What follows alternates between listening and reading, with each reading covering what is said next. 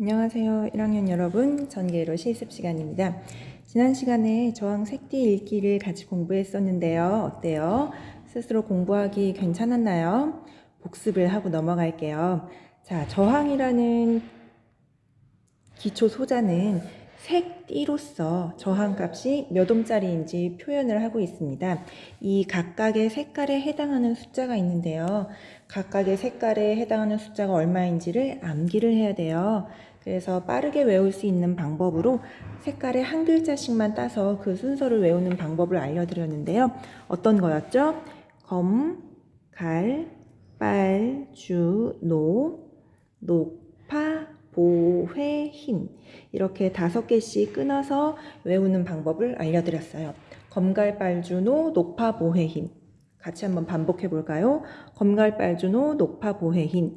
자, 검은색부터 0입니다. 0, 갈색은 1, 빨간색은 2, 주황색은 3, 노란색은 5, 초록색은 5, 노란색이 4였죠. 초록색은 5, 파란색은 6, 보라색 7, 회색 8, 흰색은 숫자 9가 되겠습니다. 그리고 저항의 맨 끝에 보면 자, 조금 간격을 띄우고 띠가 하나 있는데요. 여기에는 금색 아니면 은색이 보통 많이 오게 됩니다. 이 색띠는 숫자를 나타내는 건 아니고요. 저항의 오차를 나타냅니다. 금색이면 플러스 5%, 은색이면 플러스 마이너스 10%, 무색일 때는 플러스 마이너스 20%인데 우리가 사용하는 저항들은 금색이 많습니다.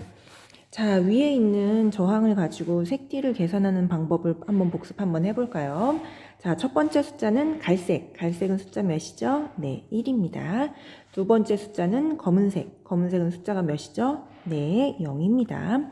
거기다가 주황색은 몇이죠? 주황색이 뜻하는 거는 3이죠. 하지만 이 3은 1, 0 뒤에 바로 붙이는 게 아니고 곱하기 10의 승수 자리에 3을 넣습니다. 자, 이거를요, 첫 번째 자리 1, 두 번째 자리 0을 쓴 다음에 세 번째 자리인 이 3을 0의 개수라고 생각하셔도 돼요. 0의 개수. 그래서 1, 0 뒤에다가요, 3이니까 0을 몇 개 붙여요? 3개를 붙인다. 이렇게 생각하시면 됩니다. 그러면 이 저항은 10,000옴입니다.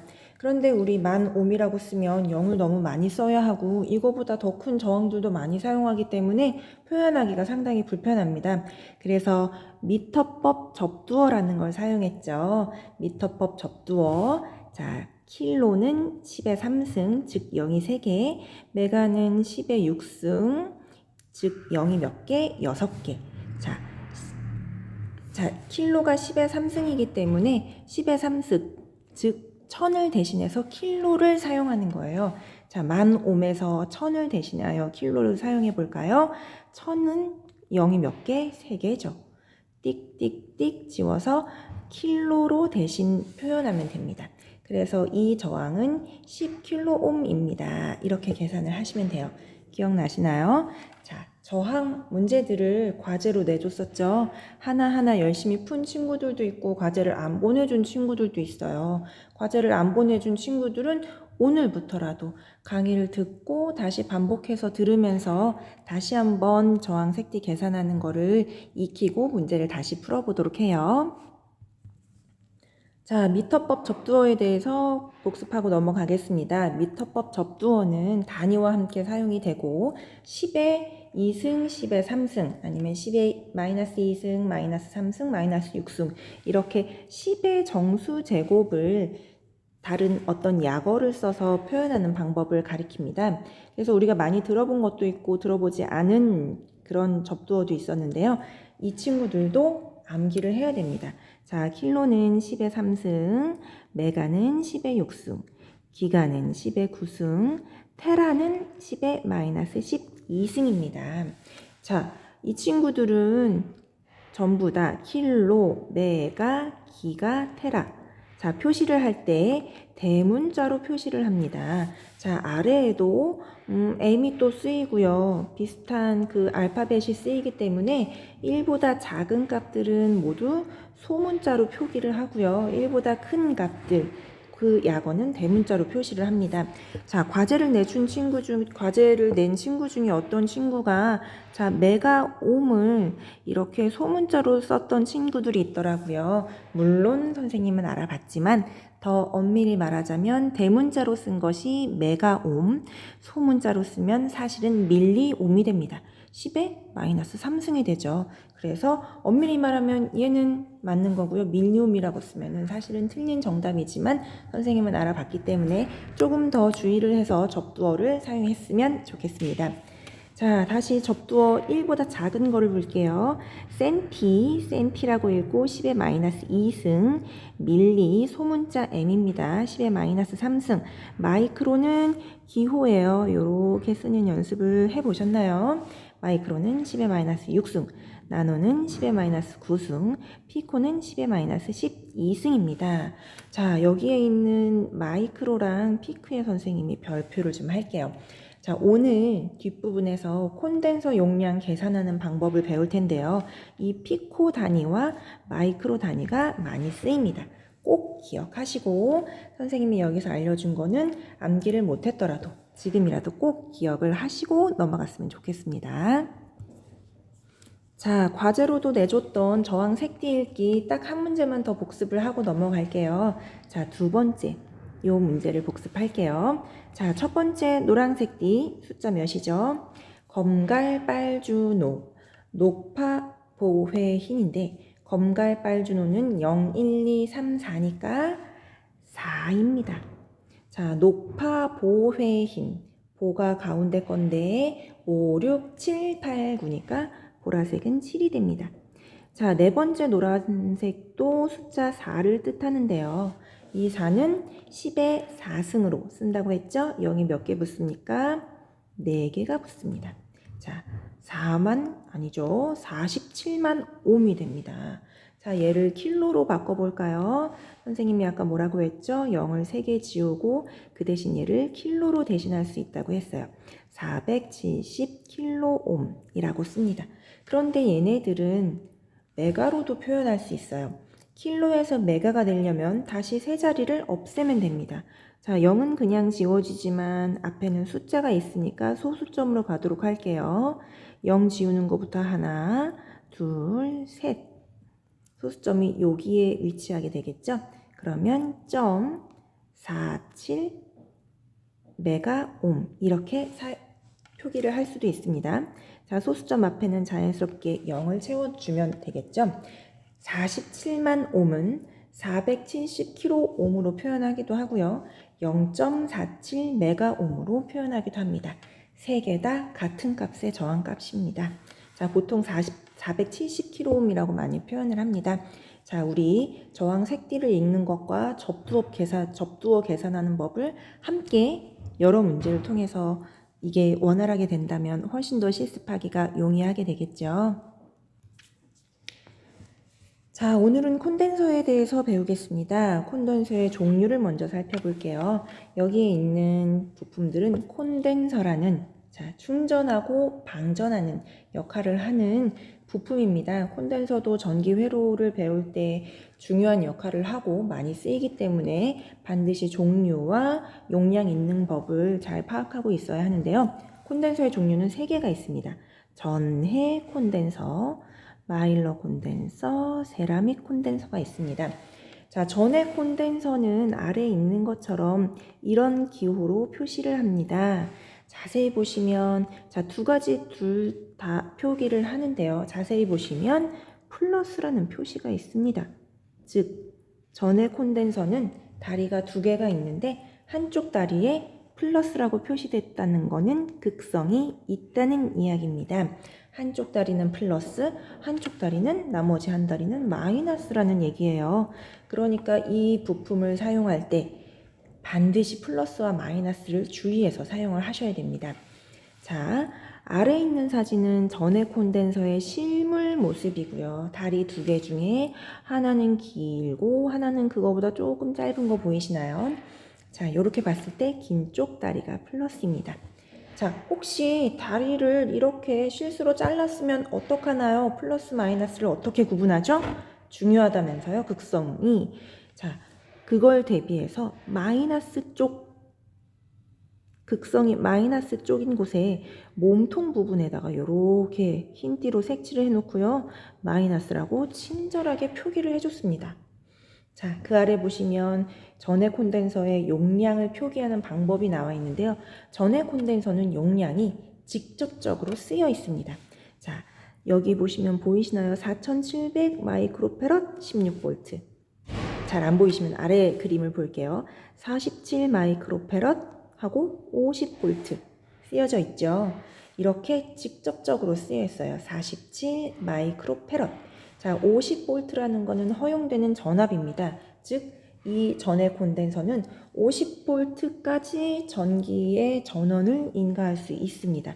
50V까지는 부품이 타거나 그러지 않고 제대로 동작을 한다는 의미죠. 자, 여기까지가 전해 콘덴서고요. 오른쪽에 보시면 마일로 콘덴서와 세라믹 콘덴서가 있습니다. 마일로와 세라믹은 기호가 어때요? 똑같은 모양으로 생겼습니다. 플러스 마이너스 표시도 없습니다. 즉, 극성이 있어요, 없어요? 플러스 마이너스가 없는 콘덴서입니다. 그래서 둘 다 마이너스 표시도 없고요. 둘 다 그림도 똑같고요. 다리 길이도 당연히 똑같이 나옵니다. 하지만 마일러랑 세라믹 콘덴서는 용량을 표기하는 방법이 전해 콘덴서와 조금 다릅니다. 자세히 보시면 473, EA683 뭐 이렇게 쓰여져 있고요. 잘 보이시나요? 세라믹 콘덴서에는 104 뭐 이런 방법으로 쓰여져 있습니다. 자, 우리 저항 색띠 읽기랑 아주 비슷한 방법으로 용량을 읽어낼 건데요. 자, 간단히 설명하고 다음 장에서 자세하게 설명할게요. 자, 마일러 콘덴서에 504라고 쓰여 있었다. 그러면 첫 번째, 두 번째 자리는 그대로 표기를 하고요. 세 번째 자리는 10의 4승, 이 4자는 10의 승수 자리에 들어갑니다. 그래서 0을 뒤에다 몇 개 붙일까요? 네, 그 숫자만큼 0을 붙이면 돼요. 4개를 붙이면 됩니다. 자, 50만. 단위는 콘덴서의 단위, 이론 시간에 배웠죠? 페럿입니다. 하지만 보이지 않는 약속이 있어요.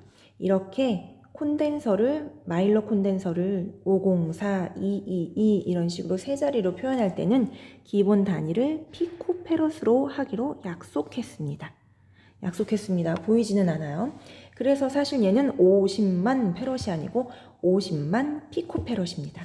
그래서 이 친구를 어떻게 표현하냐면 0이 여기도 너무 많죠. 그래서 얘도 접두어, 피코 말고 다른 접두어를 사용해서 표현하는 것이 보통 일반적입니다. 자, 피코는 10의 마이너스 12승이죠. 피코에다가 0이 3개가 더 있으면 10의 마이너스 9승, 즉 나노가 되죠. 즉 0 3개를 지우면서 500 나노 페럿이라고 쓸 수 있습니다. 하실 수 있겠어요? 자, 오른쪽에 있는 세라믹 콘덴서로 다시 한번 문제를 풀어볼게요. 마일러랑 세라믹 콘덴서는 외모상에서 조금 차이가 나요. 여러분, 자일리톨 껌 아시나요? 자일리톨 껌. 그 껌처럼 생긴 게 마일러 콘덴서입니다. 그리고 황토색으로 원형으로 조그맣게 생긴 게 세라믹 콘덴서입니다. 마일러와 세라믹. 자, 두 개는 서로 섞어서 사용해도 우리가 쓰이는 이런 기본적인 전기 회로에서는 어떤 것을 쓰던 무방합니다. 자, 세라믹 콘덴서에 222라고 표기가 되어 있다. 이거를 한번 풀어볼게요. 앞에 첫 번째 거, 두 번째 거는 그대로 22를 써줍니다. 그리고 뒤에는 곱하기 2가 세 번째 2가 표현하는 건 10의 2승이었죠. 그래서 뒤에 0을 몇 개 붙입니까? 2개 붙입니다. 기본 단위는 피코페럿입니다. 자, 이번에도 자리가 많기 때문에 얘를 좀 지워서 나노페럿으로 고쳐볼 수 있겠죠? 몇 개를 지우면 나노페럿이 될까요? 3개를 지우면 됩니다. 2개 지우고 하나는 소수점으로 옮겨가게 되겠죠? 2.2 나노페럿이 됩니다. 자, 다음 페이지에서 콘덴서의 용량이 어떻게 적혀 있는지 조금 더 자세히 살펴보도록 하겠습니다. 왼쪽에 있는 그림 마일러 콘덴서, 오른쪽에 있는 그림 세라믹 콘덴서입니다. 자, 콘덴서에는 용량을 표기하는 세 자리 숫자 말고도 다른 것들이 쓰여져 있습니다. 자, 마일로 콘덴서의 경우에는요, 앞에 있는 그림을 보면 1H라는 게 쓰여져 있죠. 1H가 뜻하는 거는 사용할 수 있는 전압을 뜻합니다. 자, 1H가 그러면 도대체 몇 볼트란 얘기인가요? 자, 1H는 여기에 있는 표에서 살펴보도록 합시다. 자, 세로의 1, 가로에서 H를 찾습니다. 그리고 그게 만나는 숫자를 읽어냅니다. 오케이? 자, 몇이에요? 50이에요. 즉 1H가 나타내는 건 50볼트까지 전기를 견딜 수 있는 콘덴서입니다. 이런 뜻이에요. 이해됐나요? 자, 표에서 전격 전압이 몇 볼트인지를 찾아내야 되는데요. 이 표를 일일이 외우실 필요는 없습니다. 다만 표를 보고 전격 전압을 찾을 수는 있어야겠죠. 자, 전격 전압이 나타내는 게 1H 이런 방법으로 표기가 되고요. 다른 방법으로 2D나 3J 뭐 이런 식으로 표현할 수도 있겠죠. 표를 보고 찾아내시면 되겠습니다. 자, 용량을 나타내는 48이라는 세 자리 숫자 뒤에 J라는 영문자가 왔어요. 이거는 허용 오차를 뜻합니다. 허용 오차는 또 어디서 배웠죠? 저항에서도 배웠죠. 저항에서는 허용 오차를 금색이나 은색이나 무색으로 나타냈었죠. 콘덴서에서는 알파벳으로 나타낸다고 합니다. 자, 오른쪽에 있는 표가 오차에 대한 표인데요. 얘도 암기할 필요는 없고요. 표에서 찾을 수 있는 정도의 연습은 해두세요. 자, J라면 몇입니까? 플러스 마이너스 5, 단위는 퍼센트. 자, 용량이 482로 표기가 되는데 정확히 그 용량이 아니고 플러스 마이너스 5%의 오차가 있습니다 라는 그런 표현입니다. 자, 앞에 있는 4는 첫 번째 숫자입니다. 4. 두 번째 8은 두 번째 제 2의 숫자죠. 8. 그 다음에 세 번째 있는 2는 유효한 숫자가 아니라 10의 배수입니다. 즉 10의 승수 자리에 들어가는 숫자라는 얘기죠. 10의 2승이라는 걸 뜻합니다. 즉 48에다가 0을 몇 개 더 붙여라? 2개를 더 붙여라. 기본 단위는 무슨 패럿? 피코패럿입니다. 자, 피코는 10의 마이너스 몇 승? 10의 마이너스 12승입니다. 피코보다 3단계 큰 게 10의 마이너스 9승. 얘는 나노죠. 그거보다 또 3단계 큰 게 10의 마이너스 6승 마이크로입니다. 자, 나노 페롯으로 표현을 하자면 여기서 3개를 지우면 되겠죠. 피코페롯에서 플러스 3승만큼의 차이가 있으므로 3개를 지우고 4.8 나노페롯입니다 라고 표현을 할 수 있어요. 하지만 콘덴서는 나노보다는 마이크로 단위를 많이 씁니다. 그래서 얘를 한 번 더 마이크로로 바꿔볼게요. 소수점이 앞으로 3칸이 더 갑니다. 하나, 둘, 셋. 여기에 찍히게 되겠죠? 자, 비어있는 자리는 0으로 채워집니다. 그래서 0.0048 무슨 패럿? 마이크로 패럿이라고 표현할 수도 있습니다. 이해되셨나요? 자, 우리 콘덴서 용량 있는 연습을 많이 하다 보면 그냥 보고도 언젠가는 암산으로 얘는 몇 피코페럿, 얘는 몇 마이크로페럿 이런 계산이 머릿속으로 가능해질 거예요. 선생님이 이걸 과제로도 내줬는데 몇 문제만 함께 풀어보고 넘어가도록 하겠습니다. 여러분들은 과제에서 풀어주시고요. 과제를 수행할 때 혹시 지금 아직 숙달되지 않았기 때문에 어떤 필기할 종이와 연필이 필요할 수 있어요. 미리 준비해 놓고 과제를 한번 풀어보도록 하세요. 자, 이번에 어떤 걸 풀어볼까요? 103 요거를 한번 풀어볼게요. 자, 앞에 1, 0은 그대로 오고요. 뒤에 3은 0의 개수로 오죠. 0이 몇 개? 3개. 하나, 둘, 셋. 기본 단위가 피코페럿입니다. 자, 3개를 지우고 나노페럿으로 고치고요. 그러면 10나노페럿이죠? 나노페럿에서 또 3개를 지워서 마이크로 페럿을 만듭니다. 하나, 둘, 셋. 실제로는 여기에 찍히게 되겠죠. 자, 비어있는 건 0으로 채워집니다.